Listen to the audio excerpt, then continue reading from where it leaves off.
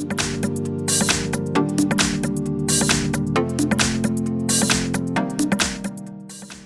everyone, here we've got Xiaomi Redmi Note 9 Pro Max, and let me show you how to remove and then add a Google account to this device.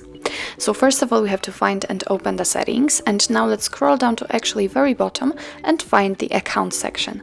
Right in the middle we've got the Google section, so let's tap on it, and as you can see here you can manage your Google account, so here you can also remove it, but let me get back because I would like to do it using accounts and syncs. So let's tap on it, and as you can see here we've got our Google account which we've previously added to this device.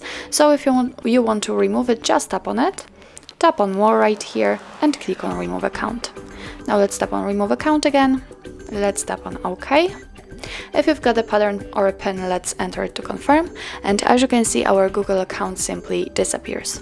So now in order to add new one, you can do it using the Google section. Just as I said, here you have to tap on sign into Google account, but I will do it using accounts and sync. So let's tap on add account, choose Google.